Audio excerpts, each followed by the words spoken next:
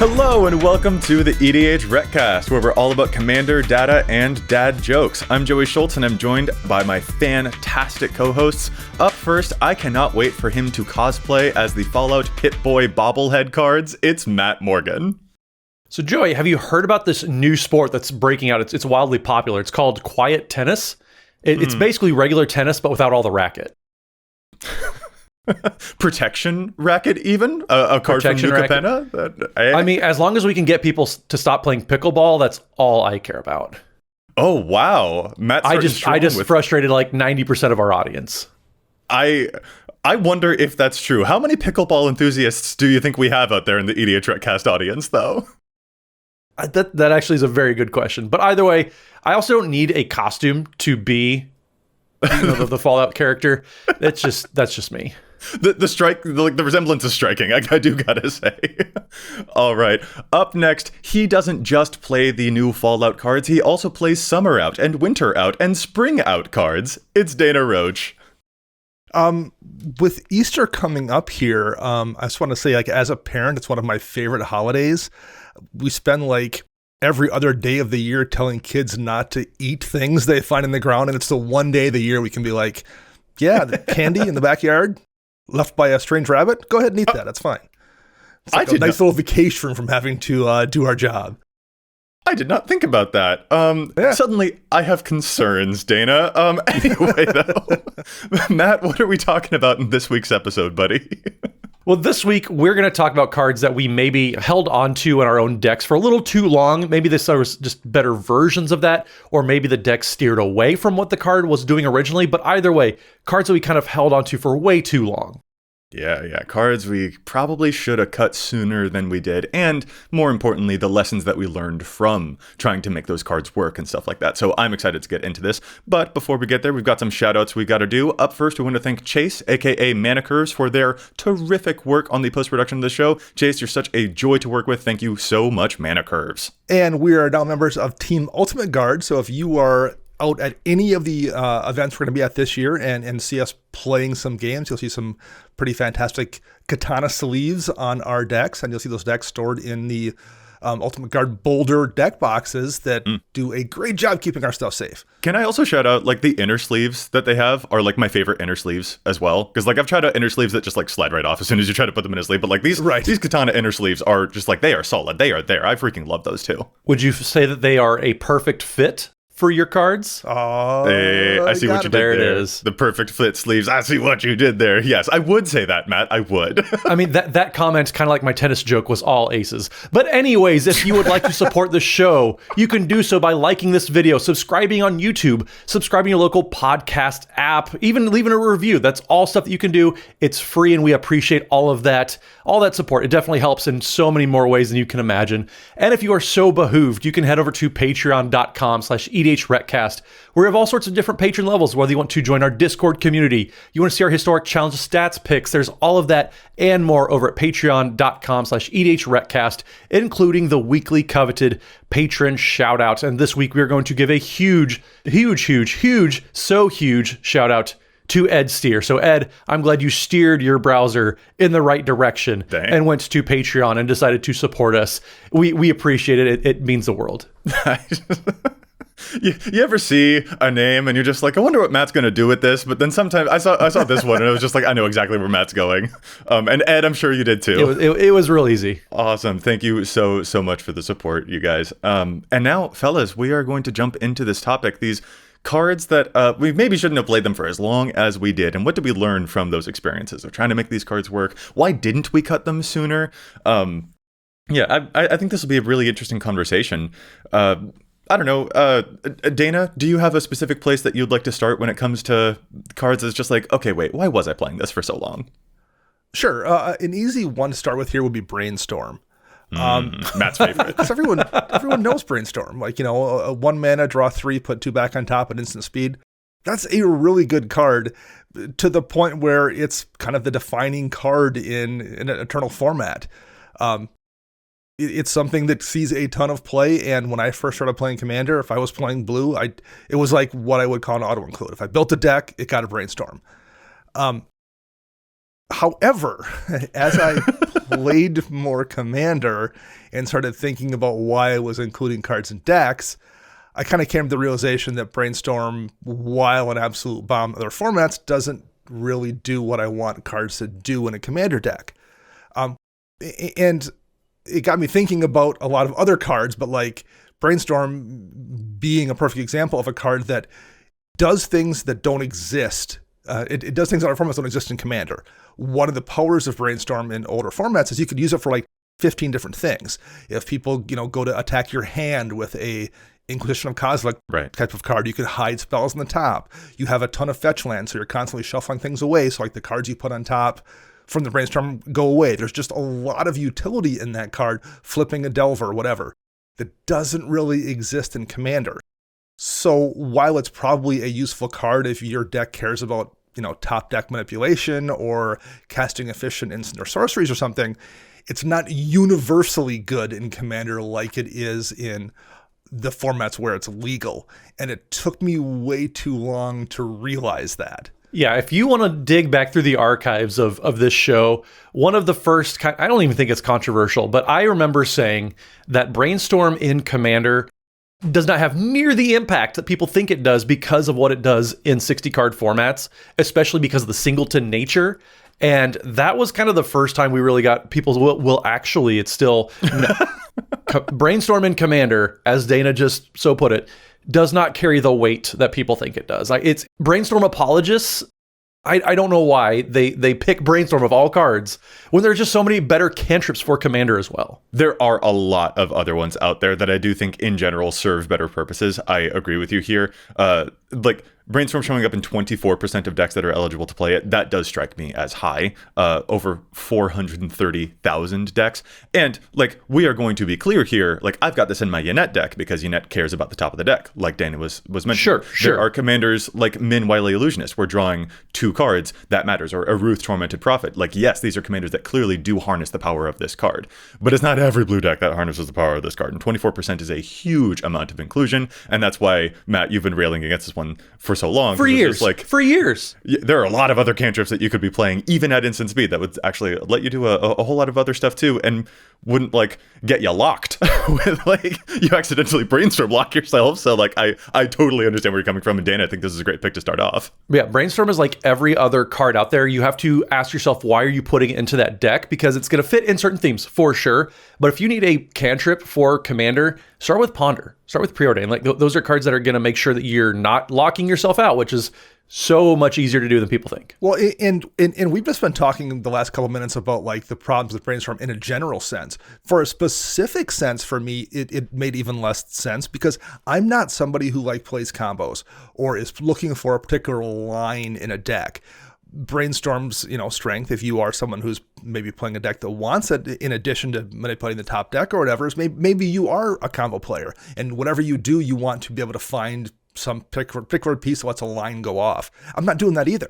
So like it doesn't even have the utility for me of like digging down trying to find a specific piece. I don't want to find a card. I just want cards. Like I'm better off just drawing a couple cards with Night's Whisper than I am with playing a Brainstorm and looking at them and selecting one in particular. Yeah. So it not only does it not work for me in like a kind of macro sense in terms of what the game does, it doesn't work for me in a micro sense in terms of what I'm doing when I play. And it just took a long time for me to like realize all of those things.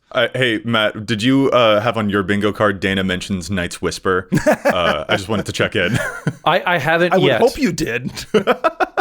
I actually haven't made a bingo card in a little bit, so I'm kind of overdue to bingofy ourselves here. So the free spaces, there are dad jokes. That is absolutely the free space. Well, yeah, of course. All right, I'll move on to one of mine that I think I was a little bit too afraid to let go and to be like, all right, I do need to move on from this. My example here that I'd like to submit is Burnished Heart, which I was using a lot of, especially like I enjoy playing black. I love getting extra swamps from my Cabal coffer. So I was playing Burnished Heart, a 3-mana artifact creature 2/2 that you can pay 3 and sacrifice it to go and find 2 basic lands and put them onto the battlefield tapped. I was really just like, yeah, this will help my Cabal Coffer's type of effects be even better. I think that this is great for ramp when I don't have access to green and stuff like that. And for the record, I still appreciate this type of card in like especially colorless decks if they are needing extra help with that. There are places where this card can certainly go, but I don't think I was all the decks that I was playing this in were not necessarily those. I think I was just very, very reticent to let go of this one because I thought that ramp would be so important to get in this fashion. But like, I just needed to be honest with myself. A 6 mana explosive vegetation at the end of the day, like 6 total mana to get the explosive vegetation effect.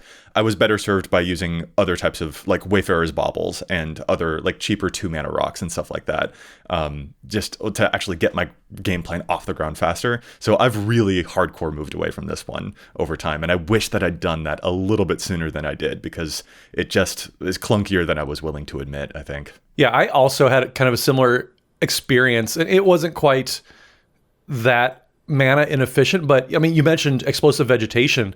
That's a card that I held on to, I think personally, for way too long too. At 4 mana, there's other cards that I found myself just wanting to play. I mean, Sky Shroud Claim for a while got fairly expensive, but it's significantly better when it comes to just finding those lands that you need. At least, Explosive Vegetation, for those of you who don't know, is it's 3 and a green for a sorcery. Search your library for up to 2 basic land cards, put them on the battlefield tapped, and then shuffle.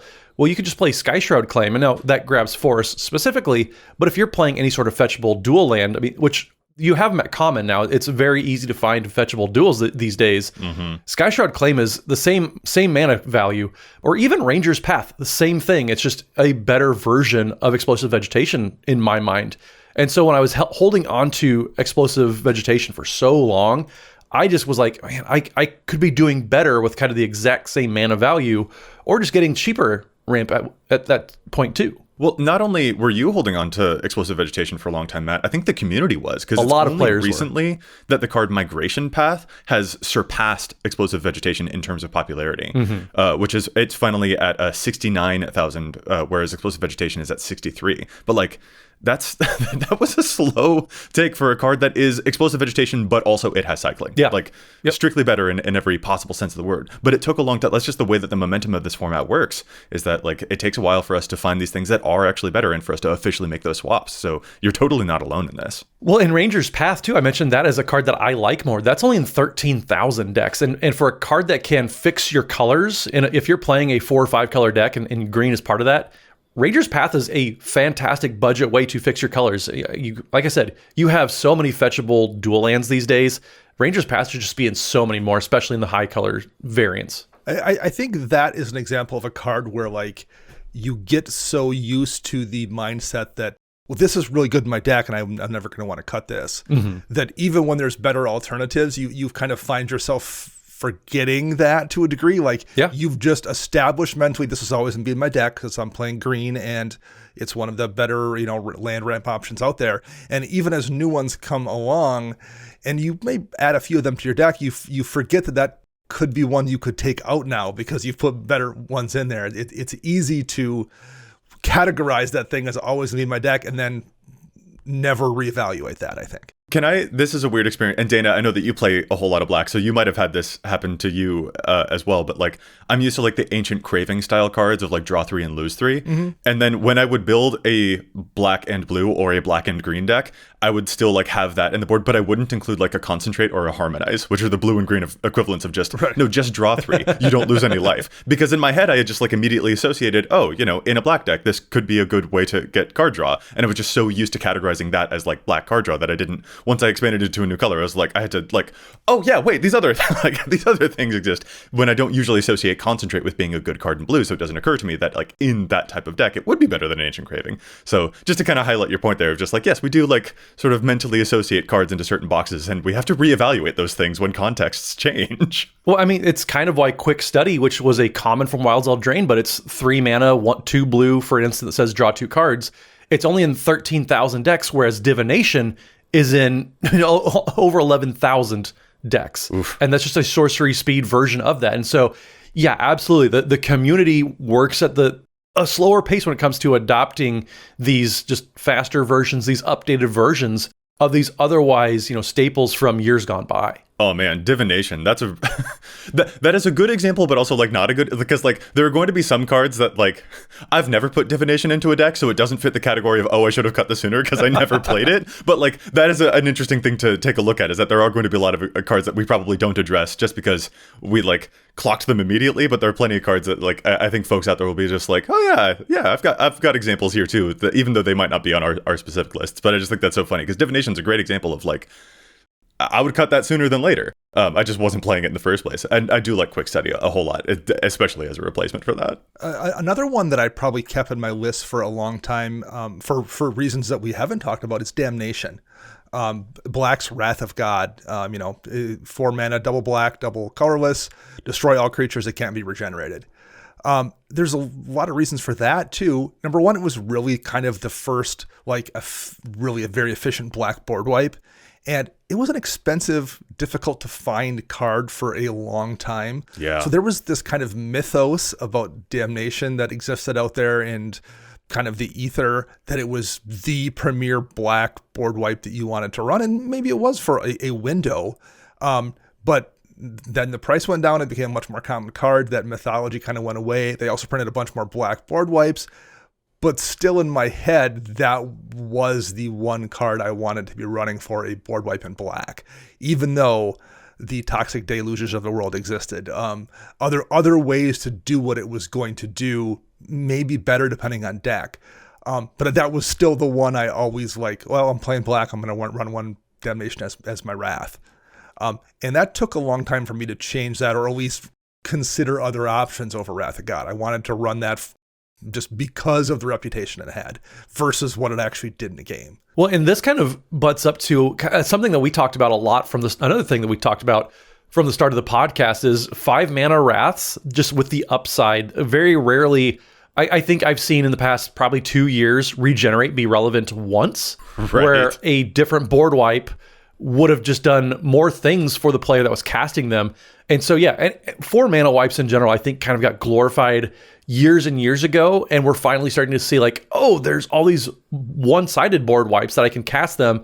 And then I just win the game afterwards, because it's a way to get rid of all the blockers. Right. It's a way to get all these death triggers, whatever it is. And so we were ahead of the time. We were pretty hipster. We kind of like Dana.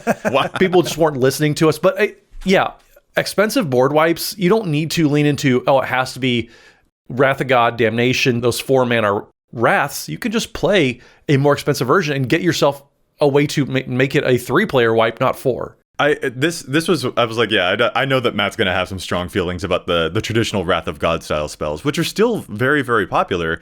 Wrath of God showing up on 126,000 decks, 8% of decks that are eligible to play it are doing so. But in almost every case, I'd rather play like a Fumigate and gain a bunch of life for everything that got destroyed. Mm-hmm. Because, Regenerate just has not been particularly relevant. And if the argument is going to be about the mana efficiency of these compared to, I'm just like, well, the 1 more mana isn't that much of a difference to me. But also, like, Matt, as you were saying, there are a lot of wipes out there that are like one-sided nowadays. Like the last time that I cast a Winds of Abandon overloaded, I KO'd a player because they didn't have creatures anymore, but I did. And when you cast it against Dana, he didn't have any basics to grab out anyway. So exactly, yeah. But they've also been supplanted now by Vanquish the Horde is another one, which is sort of the Blasphemous Act version of for white, which is also just like, well, that's only going to be 2 mana. So even then, I still think that like these 4 mana Wraths have been outclassed for a really long time because of how many one-sided ones there are, because of how many flexible options that they have now.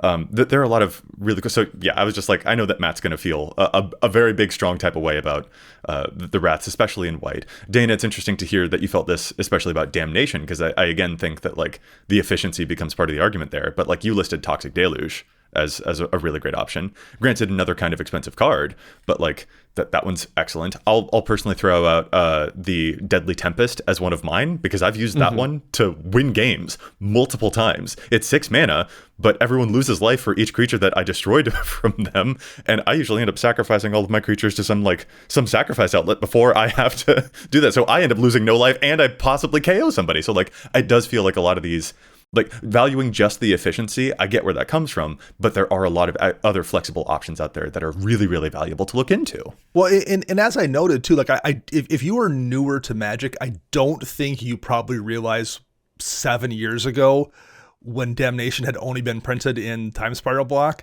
how in demand that card was because it was this thing that like we didn't really have access to. It was like $70. Yeah. Yeah. So it had built up this legend kind of around it that also, I think for me especially, but for a lot of people that were playing back then too, it was this thing that you wanted for your deck that you couldn't have. Right. And once you had access to it, then that's all you thought about. Well, now I have it and can put it in my deck, and you didn't think about whether you actually wanted it or not. Yeah, I mean, it was kind of, like you said, Dana, 60 card formats put a lot of prestige around it. There was cards that, again, like Brainstorm, like Dark Confidant. I remember when somebody finally, they saved up enough store credit at our game shop to get a Dark Confidant. They put it in, it was some commander deck, and they flipped over, I don't remember what card it was, but it was some like 7 mana creature that they flipped over, and they're like, this sucks. I don't like this anymore. And they immediately took it out. And so like, it's always funny that those cards like Damnation that just, they don't translate as far as like why people are playing them in other formats, and then does that carry over to Commander? Can I share another one here? And this one might be controversial for some folks out there. I hope not. But like this again comes down to, Dana, as you were hinting at earlier, about a personal way that we play these cards. And so I want this to reflect upon me, not upon other players. I want to state that up front. I think I was overplaying the card Counterspell for a really long time.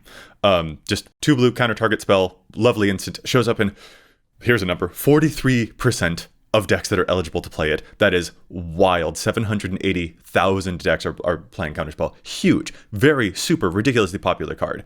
What I noticed though is that in the times that I was using a Counterspell, I was never countering creatures. I was only ever using it like a negate, or the way that I would use a Stubborn Denial to protect my own stuff from non-creature spells.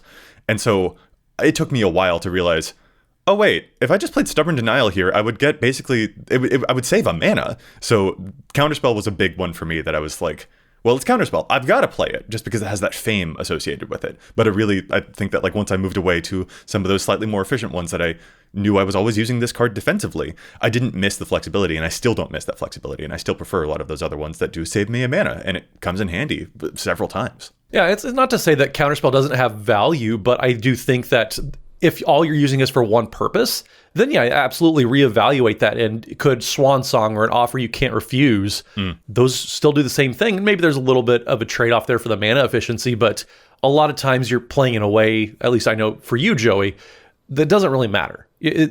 Protecting your own thing and being able to spend the most mana on your own turn, that's the important part. So not only do I agree with all the things Joey said and think they apply to me, but on top of that, I found that the double blue mana requirement for Counterspell didn't really mesh with my own personal playstyle either. I think it's different, again, if you're talking about like non-commander formats, where you're oftentimes seeing that show up in like a draw-go style deck. Right. So you're, for the most part, not doing anything until someone else's turn. You have all the mana available. You have your options to use 2 blue pips for Counterspell and then maybe do something else at instant speed or whatever it is you're doing. Like, you are playing control. That's way more difficult in Commander. And for me and my personal playstyle, again, I'm using it defensively too.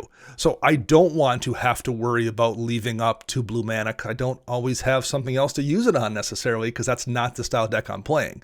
I'm using it as an oh crap button to hit if something goes wrong, and I don't want to have to leave 2 blue mana up, nor is it like very efficient to have to do that in the way I'm playing. So yes, I agree with you, and it also doesn't fit my playstyle because that's just not the kind of game I'm playing where I'm easily able to leave double blue mana up. I would much rather occasionally have to give someone some cards from an Arcane Denial and not have to be cautious about what I do in my main phase to be able to leave 2 blue mana up. I want to be able to leave 1 blue and something else up and be able to solve the problem if it comes up, and if it doesn't, have it not feel like it impacted my turn. And I remember you also felt similarly about the card Disallow when that one came out. Like years and years ago, I remember you talking about Disallow, because that's the one, it's 3 mana, counter target spell activated ability or triggered ability. And that's a really cool card. It's very, very flexible. But you noticed in your own play patterns that you were not actually using its flexibility. Right. It was like, 1% of times that those other modes would ever come up, and you were basically only ever using it in a way that it mimicked a cancel. It's so like you were only ever countering target spell, in which case you were overpaying for that effect. And so I think that's possibly another one that I don't know how long you were playing it, but like maybe it was one of those cards that's just like, maybe I didn't need to have this in my deck as long as I did. Yeah, and I think playing Disallow and realizing how it didn't really work for me was one of the things that made me realize I was not using Counterspell correctly, or at least not using it to the most efficient way that I could use a Counterspell in my particular deck and with my playstyle. Yeah, really interesting examples. And you know what? We got plenty more too. I'm really loving this conversation, you guys, but we are going to put a quick pin in it because, I mean, there's a whole bunch of extra data on EDHREC too that we kind of want to challenge. There's a lot of data out there that we don't always agree with, so we'd love to challenge the stats real quick, and we'll be back at our main topic after we get to some of those numbers that we disagree with. This episode is sponsored by BetterHelp. What's the first thing you do if you had an extra hour in your day? The answer is take a nap, right? Because I would take a nap. I take a nap in the sun like a giant lazy cat. But regardless of what you do, we all wish we had a little more time. The question is, time for what? If time was unlimited, how would you use it? The best way to squeeze that special thing into your schedule is to know what's important to you and make it a priority. Therapy can help you find what matters to you so you can do more of it, even if that thing is napping. For me personally, it's been helpful to learn positive coping skills and how to set boundaries. It also empowers you to be the best version of yourself. And it's not just for those who've experienced major trauma. It's for those who just want to improve their life. If you're thinking of starting therapy, give BetterHelp a try. It's entirely online and designed to be convenient, flexible, and suited to your schedule. Just fill out a brief questionnaire to get matched with a licensed therapist and switch therapists anytime for no additional charge. Learn to make time for what makes you happy with BetterHelp. Visit betterhelp.com/EDH today to get 10% off your first month. That's BetterHelp, HELP.com/EDH. So I'll get us started off real quick, and I'm going to start us off with a listener-submitted challenge, which you can do. Just send us email, EDHRECast@gmail.com. And this week, a listener, Etienne Malenfant, sent us an email and had a really good point about a interaction that doesn't really work the way that I think a lot of players are anticipating it working. So they said, I wanted to talk about Lost in the Maze from Murders at Karlov Manor in Hanada decks, the Dawn Crowned. So Hanada is 1 in Jeskai colors. It's a white, a red, and a blue. For a 4/4 Kirin Spirit with Flying and Trample, it says spells you cast cost 1 less to cast for each target, and then spells your opponents cast cost 1 more for each target. So Etienne goes on to say that 25% of the deck seems, or 25% of the players seem to be playing the card, and it doesn't actually work with the cost reduction on Hanada, since targeting happens on Lost in the Maze on ETB and not when it's cast. So Lost in the Maze is X blue for an enchantment with flash that says when Lost in the Maze enters the battlefield, you tap X target creatures, then put a stun counter on each of those creatures you don't control, and then tapped creatures you control have hexproof. This is absolutely true. So when Lost in the Maze enters the battlefield, that's when you're doing the tapping. So you have to pay X up front because you're not casting it targeting those creatures. This is a really specific timing interaction where Hanada would be reducing the cost of the spell, but it actually doesn't work the same way as something like Curse of the Swine does, where it's a sorcerer that you're targeting when you're casting those things. So the fact that 25% of the players, like Etienne points out, it's huge for a card that doesn't really synergize with the commander at all. I think this is a great catch. These are the types of challenges we really like seeing because, yeah, players are starting to latch onto a synergy, what actually isn't a synergy that doesn't work the way that players are hoping it does. So this is a really good catch, Etienne, and thank you for the email as well. Etienne, that is so clever. Really, really good catch. I love that challenge. My challenge this week is for the card Public Enemy. Particularly in Hilda of the Icy Crown decks. Public Enemy, 2-ended blue for an aura enchant creature. All creatures attack enchanted creature's controller each combat if able, and when enchanted creature dies, draw a card. Now, I think Public Enemy probably in general is a little bit underplayed. I think it's a really good card that just kind of got missed in the swarm of releases that happen bi-weekly the last several years. But what makes it especially good in a Hilda of the Icy Crown deck is you can put it on a creature you've tapped, and then you can kind of keep that creature tapped down, because Hilda decks are oftentimes built around keeping things tapped. And what's especially useful about keeping the enchanted creature tapped is they can't use it for a blocker and have it die then. So as long as you keep that creature tapped, until somebody physically destroys it, that means all attacking creatures just have to keep attacking that player, and they can't use it as a blocker to make that go away. So it's just an excellent card, but in a deck like that where you can just force someone else to remove it, and then draw you a card, or all attacks have to keep going that way until that player is removed from the game, is a fantastic bit of synergy. And it's right now only in 17 of 5,500 Hilda decks, and it should definitely be in more. I gotta say, I'm so proud of you, Dana, for talking about a card that is effectively goading people when I know that you don't like your stuff being goaded. Yes. Yeah. So, like, I'm proud of you, buddy. I think you're Thanks, man. It's character development. But yeah, Public Enemy, that's a gnarly card. All right, for my challenge, I want to talk about some very, very famous cards in the format. And this kind of goes back to the momentum discussion that we were having earlier. Evolving Wilds and Terramorphic Expanse are bonkers popular. Evolving Wilds is showing up in 805,000 decks, 22% of decks that are eligible to play it, which is all decks. Terramorphic, it's showing up in 16%. It's showing up in nearly 600,000 decks. Like, these are hugely popular cards because they've been printed over and over again. They show up in precons all the time. But there's a new version of them, a very, very new version of them from Karlov Manor called Escape Tunnel, a land that also lets you sacrifice it to find a tapped basic land. But it, in addition to that, has this other ability, in case you need it: tap, sacrifice, Escape Tunnel, target creature with power 2 or less can't be blocked this turn. This card isn't like amazingly stellar or anything, but I just want to shout it out as a card that is very much going to be completely trampled by the relentless pace of set releases. Like, those other two titans of like budget fetch lands, Terramorphic and Evolving Wilds, they're so popular that they will stay popular. Whereas Escape Tunnel, people are probably going to forget this one's here. But if you are looking for if you need in your landfall deck, or your budget landfall deck, another option of something to get you some extra landfall triggers, this is a great option. And sometimes that extra 2-power unblockable thing, it could come in handy. Maybe not all that often, but certainly in some cases. Like, I could see a Eureka deck maybe occasionally making use of this, or like an Arcades deck maybe making use of this. But this card is not showing up in a whole lot of decks at all. It's showing up in 6,000 decks ish right now, and it's really only showing up in the decks of Karlov Manor commanders, since those are the closest commanders to them. So it just tends to be people build what is closest at hand, which totally makes sense. But I just don't want this card to get left in the dust. It doesn't deserve that when those other cards are clearly, people are playing a whole bunch of them. So especially if you like budget landfall, don't forget about this particular option. Make a swap out if you want to. And actually, I'm going to use Terramorphic and Evolving Wilds as a way back into the main topic, because Dana, you actually had some amazing advice a couple of years ago that made me realize, wait, I've been playing Evolving Wilds and Terramorphic Expanse for too long, specifically in the context of non-landfall 2-color decks. At the end of the day, I was getting a tapped land that gives me 1 color, and you were like, well, you could just play like even a Guildgate would get you a tapped land that gives you either of your colors. And my mind was blown in that moment. So thank you is, I guess, what I wanted to say is that, like, yeah, if I don't have landfall synergies in this deck, if I don't need the shuffle ability, which I rarely do, why am I playing these in a 2-color deck?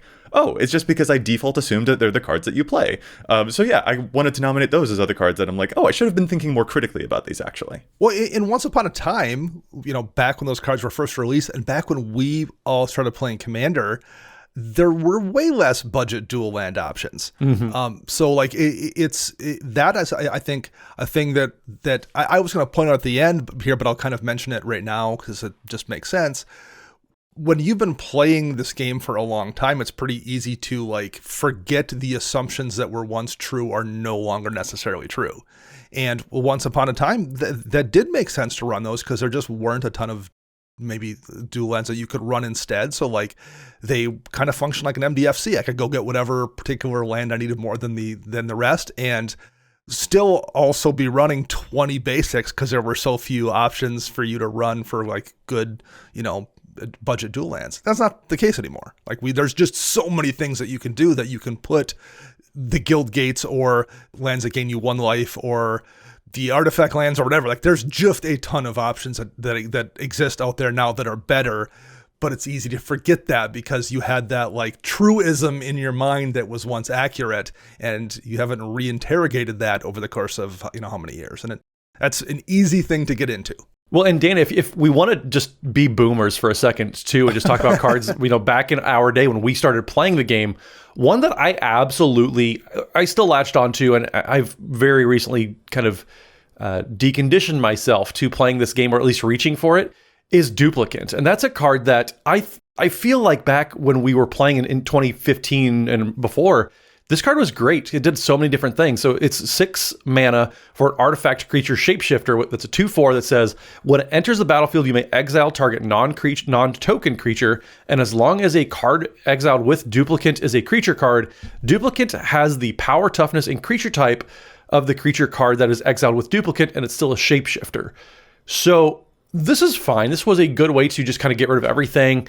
Exile as a creature. It's colorless, so you could put it in pretty much any deck. But what I really found myself shifting away from is I don't care about how big the creature is.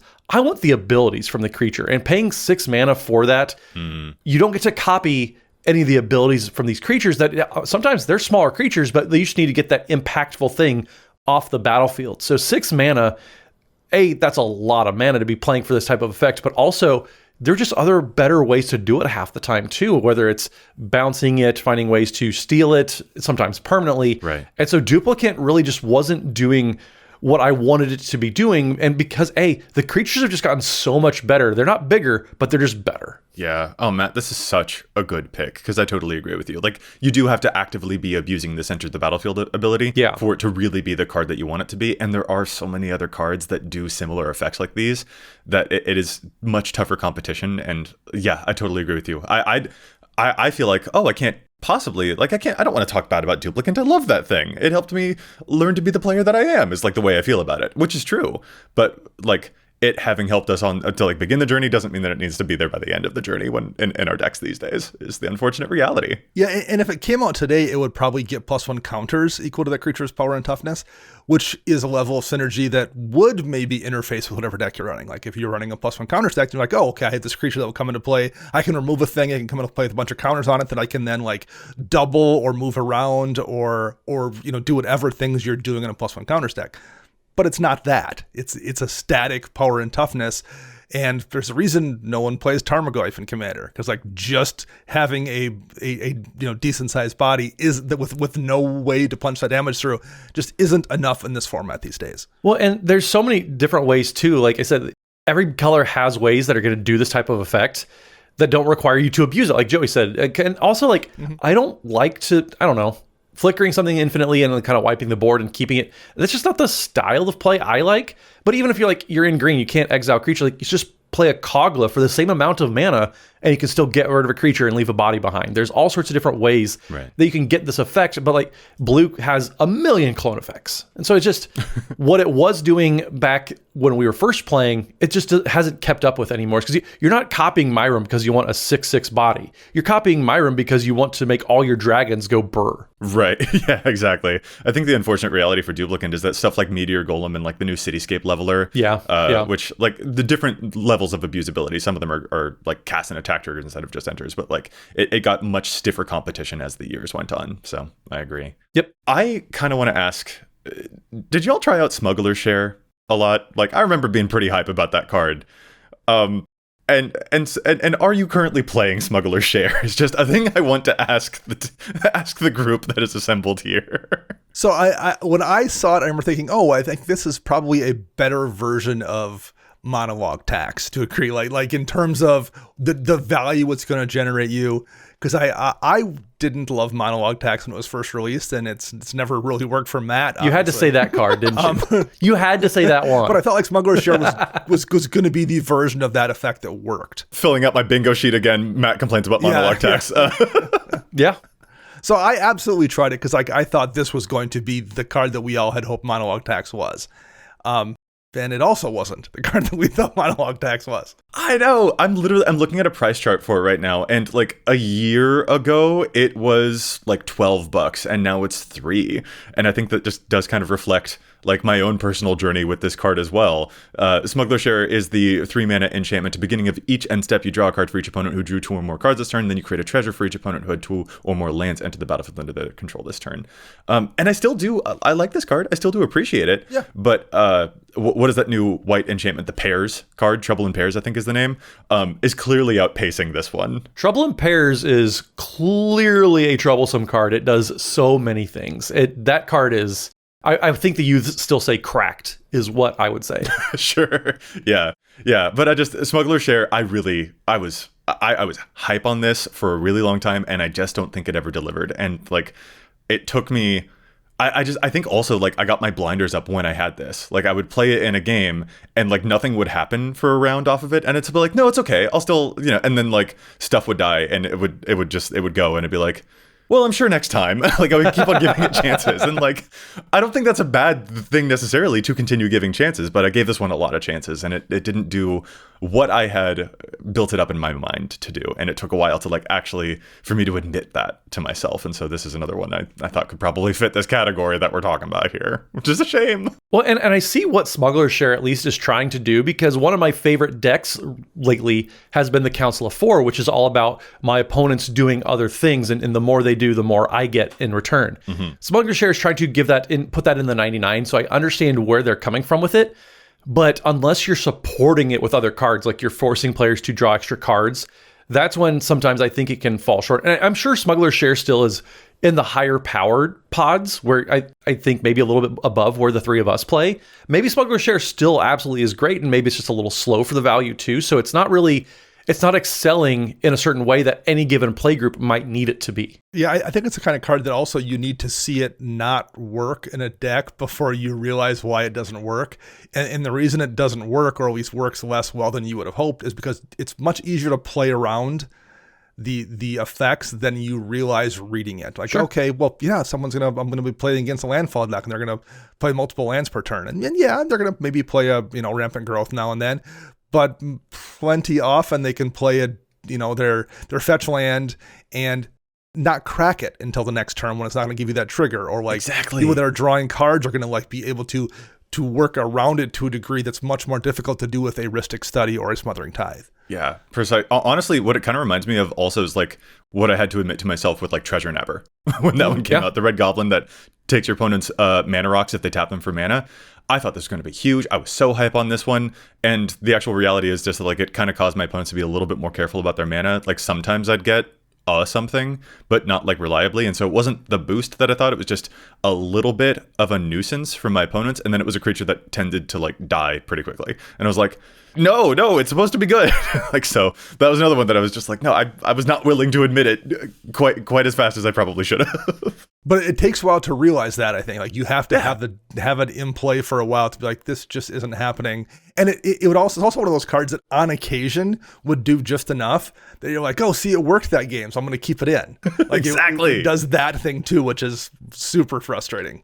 And you convince yourself that, oh, well, I'm stopping them from doing something bigger. And not always is that actually the case. So, like, you kind of trick yourself with it. Yeah, exactly. So, like, both of them. I'm just like, no. Yeah, well, and if we want to talk about cards that we kind of just weren't playing right because of our certain play styles too, Simic Ascendency for me is a card that I want to do things in a fair way. I want to get value out of everything, but sometimes cards just get too much attention. I know, Dana, you don't like playing cards that draw a bunch of attention onto you. And Simic Ascendency, if a card says you win the game on it, people are going to look at it. People are going to try to make sure you don't get to use it. So for a green and a blue, it's an enchantment that says you can pay 1, a green and a blue, put a +1/+1 counter on target creature you control, and whatever 1 or more counters are put on a creature you control, you put that many growth counters on Simic Ascendency, and then at your upkeep, if you have 20 or more, you get to win the game. And I just wanted it as an engine. I just wanted a way to crank out a bunch of +1/+1 counters onto my creatures. And it turns out people don't want you to win the game. So it always had a massive target on its back. It turns out people don't want you to win the game. Yeah. Sorry, that's just that really got me mad. I'm glad I can oops into a chuckle out of young Joseph Schultz. Yeah, it's the kind of card that, like, the way it's worded, and because it only costs 2 mana, there's a temptation to want to play it and then, like, hope it gets you to that win condition over the course of multiple turns. But all that does is make people, like, want to make sure you never get to that position, and just draws a ton of heat. Now, there are some decks I do run it in a single deck, but it's a deck where I can oftentimes drop it and then know I can get enough counters on it with one spin around the board Right. Yeah. to win during my upkeep. But that's not, I think the amount of decks that can do it that way is way smaller than most people realize. So it just winds up painting a bullseye on them. But again, it's one of those things like, because you're putting counters on it, there's a little bit like it creates that, I almost got there. I got 12 on it that time. Maybe next time I'll do it. It'll work next time. Matt, it kind of sounds like you're saying this card has sort of like the Bloodchief Ascension problem of like how much attention it draws to you immediately when it lands. Yes. And yeah, I do feel that. I mean, I adore both of those cards, but I am reticent to play them unless I know I can take the heat. And you were saying like personal playstyle is just like, I was not expecting as much heat as these things drew, and so like maybe I shouldn't have painted quite the bullseye directly upon my forehead as these cards were drawing. Yeah, and for me at least, it should have let's just find a different card that does the same thing, but just doesn't say you win the game, because I'm never going to try to win that way, and if I do it, it's usually by accident. Whereas I could play something that's going to draw me a little less attention, but it's going to still get me that effect that I'm really needing. And again, something more that kind of what Dana does in his decks. The next ones that I have here are, again, kind of a bit of a boomer conventional wisdom kind of thing. That's Eternal Witness / Regrowth in green in particular. And again, those are excellent cards. Eternal Witness is in a gazillion decks, and it's a very good card, but it's a good enough for your deck, and is the things it's doing is necessary today as they once were. I understand the conventional wisdom in 2014 when the way Commander looked, there were a lot less cards that kind of won you the game. So if you're playing a mono green elf deck and your win conditions are Crater Hoof and Overrun, and that's it, because that was really what the available options were, then having an Eternal Witness or a Regrowth or some kind of effect like that in that deck to bring those back if they get milled or if it gets counterspelled and to use it again next turn was a relatively valuable thing. And those are both also just generally very efficient cards, even if you're not bringing back your win condition. If you're bringing back your Explosive Vegetation, Matt, or whatever card you're bringing back, like that's a pretty good piece of value too. You're spending 2 or 3 mana to bring a thing back, and in the case of EWET, you can maybe blink it or have it for a blocker. Right. But the face of the game has changed to the point where there's a lot more ways to win games, and there's a lot more cards that you maybe want to run in your deck that push your win condition forward or interact with the things you're doing. And it's been my experience that like just running a card that's a generic, this is a pretty good piece of value, isn't really something I want to be doing. But it took me longer than I think I needed to realize that just running a card because it's viewed as conventionally good, even if it is conventionally good, is no longer something I maybe wanted to keep doing. I think Balaged Recovery has a lot to do with opening a door into this conversation in terms of like, there are other options that we can explore for this effect, and we don't always have to go with the go-to, the classic example. I do still love me some EWIT. I adore EWIT, but I'm also the guy who's constantly bringing it out of the graveyard. Sure. And if that's not the style of play that you're doing, there are potentially other things that you could have you could pluck more versatility from. And so stuff like Balaged Recovery kind of helps us be reminded of that, to question some of the things that we just always assumed. Yeah, having Balaged Recovery in my decks and then realizing how often I just didn't necessarily want to be using it. So I just played it as a land and like kept moving forward with my plan versus trying to like cast it to gain a little bit of value back. Made me realize I probably just didn't want that kind of a card taking up a slot in my deck. Now, when it's not taking up a slot, kind of like in terms of Balaged Recovery, that's a whole different deal. Right. But I didn't want to be using that in my 99 anymore. I would much rather have cards in the actual like non-land slots that were advancing my game plan consistently versus maybe helping me recover something. Right. Yeah. I think you're going to get a lot of people who are just like, Dana hates Eternal Witness. Like that's not the case, but just like there are things to investigate about, like, are you using this because it's like classically good, or are you using it because your deck makes it especially good? And that's the question worth asking to make sure that like you're getting every inch of value out of these things, that you are blinking it, that you are clamping it to draw extra cards and stuff like that. So like those are good questions to ask. Well, and a question that I would add on to that too, Joey, because you had really 2 good points on there. One is, am I trying to use the card in a way it wasn't intended to? And that was a reason that I think Grizzly Salvage is a card that always seemed to fall short for me because, again, Dana doesn't like Eternal Witness. Joey, you're looping Eternal Witness. I would cast Grizzly Salvage as a way to instant speed, try to find a creature or a land card, and then the rest kind of be damned. Whereas Joey, you love filling up your graveyard, whereas that's something that just, especially back then when I was casting Grizzly Salvage, I didn't really care about a full graveyard. I wasn't playing graveyard decks back then. I was just trying to use it as an instant speed, kind of draw one effectively. And that's just not the right way that you want to be using cards. So it was me trying to force my mindset onto a card that was intended for a completely different way that you want to be playing any given game or deck. Oh man, Grizzly Salvage is so good. That's a 2-mana Golgari instant that lets you look at the top 5, you pick a creature or a land, the rest go to your graveyard. And Matt, you're absolutely right. I love filling up a graveyard with cards like these. But if you were actually using it for specifically the cantrip ability, I can see why it's just like, oh, this isn't doing exactly what I want. Like the appeal of this card is definitely like... The appeal definitely goes down, yeah. Yeah, I'm using this for the graveyardiness. But oh man, it's I do adore it. But you're right. Like there are going to be some differences in playstyle that will emerge here. I think over time it's become a lot more apparent though, like how important having stuff in your graveyard can be. Like a card that I was actually quick to remove from my decks was like, I think it's called Life's Finale, which was the the black destroy all creatures, and then you can find 3 creatures from someone's decks and toss them into the graveyard. And initially I was just like, oh, this is great. This sounds awesome. And I think a lot of people are annoyed that like, you're taking my best creatures or whatever. And I was like, oh, I'll be able to reanimate. I'll be able to steal their creatures. And that was my plan.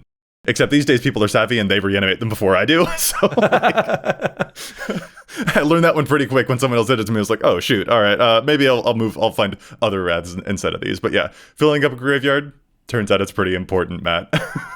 Well, and just it's important for some people. It's not important for me, which is why I had to take the deck out, or I take the card out of my decks, because it didn't matter to me. And you need that, like those little things to matter if you're playing something like Grizzly Salvage. Sure.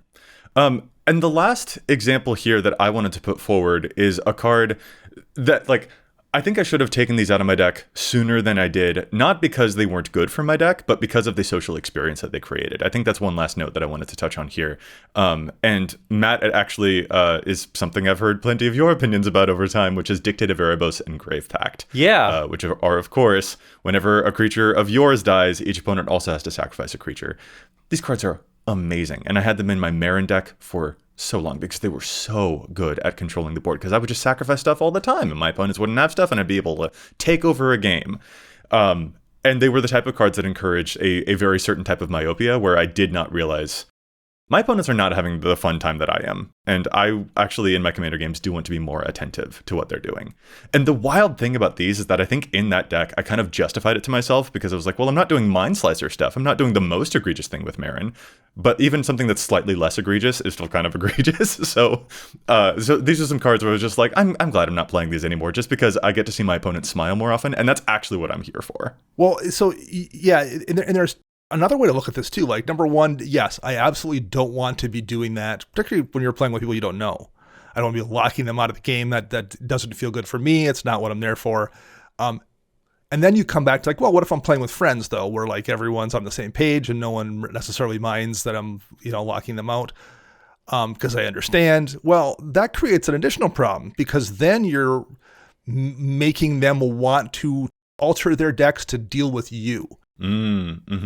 Which also doesn't feel great, but then you create an arms race, and then maybe you're finding yourself in a position where your friends are all running a bunch of cards that are preventing you from doing things because they know what you're going to do to them. Like I would much rather play cards that like people that are effective without making anyone have to focus on me. And I think Grave Pact, even I've used micro and macro a few times, but like in a macro sense, if you're running that in a small environment and you're locking people out constantly, they are probably going to respond to that at some point, and the response they're going to do is going to be detrimental to your attempting to win a game. Yeah, yeah.